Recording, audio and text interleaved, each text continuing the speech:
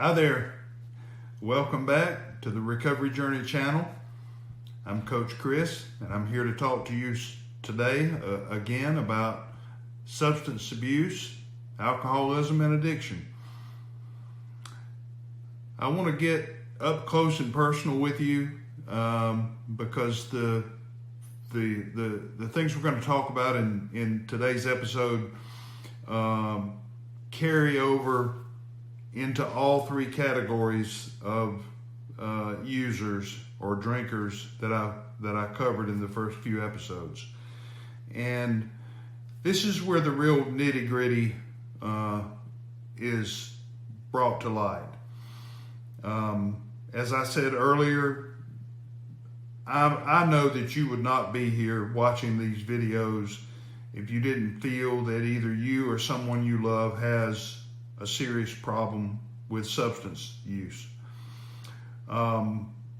In the clinical community, people who are licensed and work as substance abuse and addiction counselors, people across the world have changed the language. The accepted or more politically correct language has evolved over the years, and alcoholics and addicts are two words that people understand what the meanings are. They understand what they represent, but the professional community has decided that they want to use a kinder, gentler term, and I can understand that. So the new term that you are going to hear, or that you may have already heard, and I probably have used it in one of these episodes already, is people are no longer considered addicts or alcoholics. The politically correct description is a person with a substance use disorder. Okay? And it is a kinder, softer description, but it also has some truth to it. And the truth to it is the word disorder. People who are using drugs and alcohol to the point that it causes problems in their lives, that is the basic definition of addiction and alcoholism. Okay? And people do not, and I know that you don't, wake up in the morning and decide, hey, I think I'm going to get really drunk and slap my spouse around and lay out of work today and spend the rent money on cocaine. People don't wake up and decide that, okay? Alcoholics and addicts, or people with a substance use disorder, they wake up with regret about what happened yesterday, the things that they did, the means they had to use to get their drugs and alcohol. They regret what happened last night and yesterday, or over the last 3 days, whatever the length of the drug and alcohol episode was, 1 day, 2 days, 3 days long. They don't get up today and decide they're going to do that again. What happens is people with substance use disorder, the disorder part is up here in the brain, and the brain has neurotransmitters that have been created by the persistent use of substances in such a way that the neurotransmitters have rewired the brain. The prefrontal cortex right up here has been rewired, and it's been rewired in a roadmap of substance abuse, using drugs and alcohol is the normal thing, and the brain expects to get more. So when the person wakes up in the morning, they don't think I'm going to go do all these terrible things or bad things or irresponsible things. That's not what they're thinking when they wake up.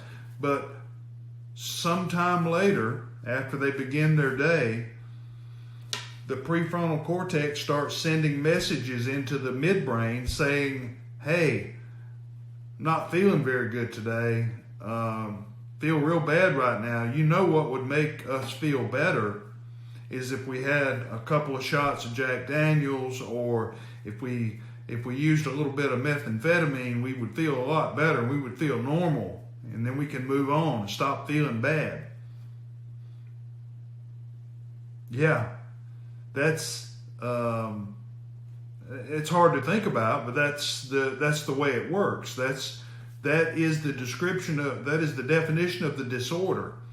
Okay, it's a brain disorder. So I don't wake up with the intention of drinking and using again today, because I did promise my spouse last night that I wasn't going to do it anymore. I got up this morning with the full intention of putting things back together. But I feel so bad and regretful about yesterday. My emotions have taken over, and my brain says, hey, you don't have to feel those emotions. You can stop the pain. This is the beginning of the cycle. Okay, the cycle starts with the brain saying, oh, you're feeling emotionally insecure and you're feeling bad.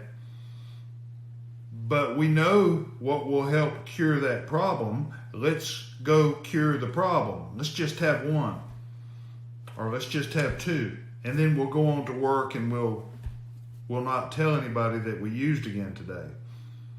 And that starts the cycle.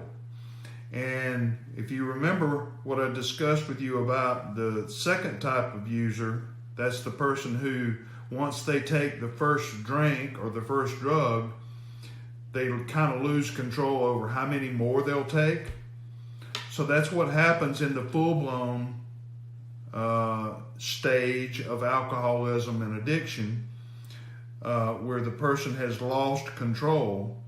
So once they take that first drink or that first drug, just to make them feel better, the brain's sending the signal, hey, you need to feel better.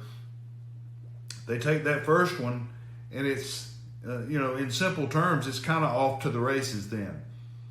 Then the day repeats itself and becomes just like yesterday, except the problem, one of the problems is we can't predict what negative consequences are going to come today because of our substance use.